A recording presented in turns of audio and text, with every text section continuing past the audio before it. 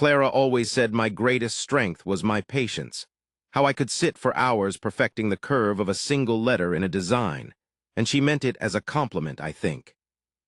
We had built a life together over 5 years, a comfortable world inside the sun-drenched loft apartment I had found and fallen in love with long before she moved in.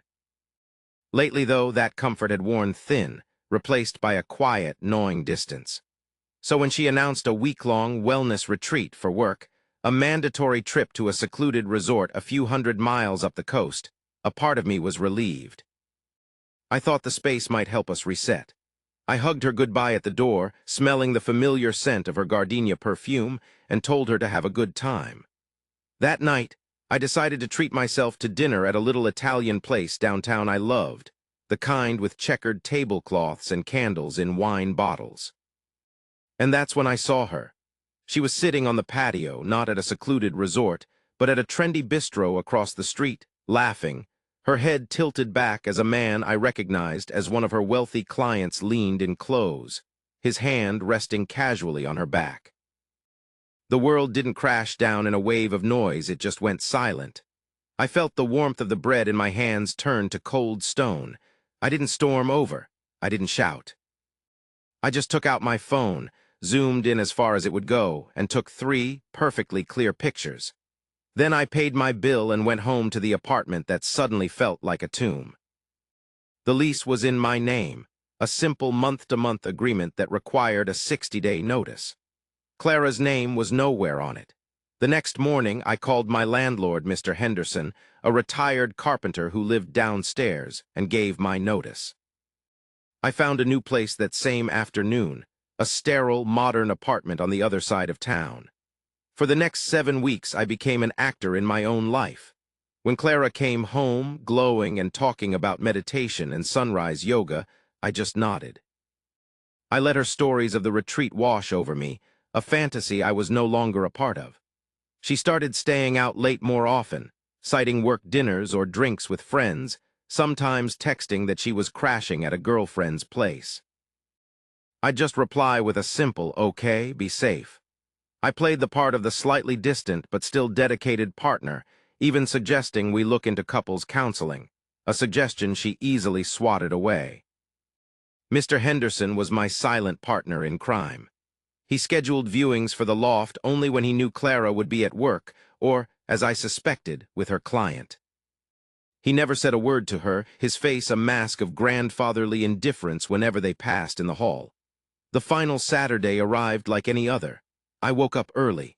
At 8 o'clock sharp, the doorbell rang.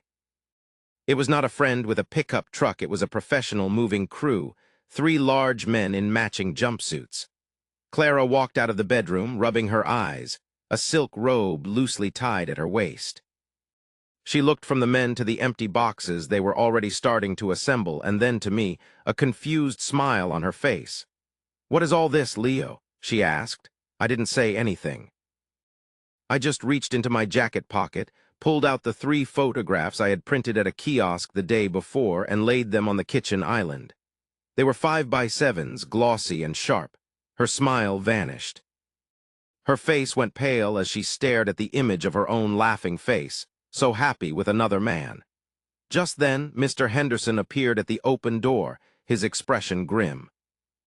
He informed her that my lease was terminated, and since she was not a registered tenant, she was now trespassing. He said the new tenants were moving in on Monday, and she had until midnight to remove her personal property, otherwise it would be considered abandoned and left on the curb. She looked around the apartment in a panic, as if seeing it for the first time.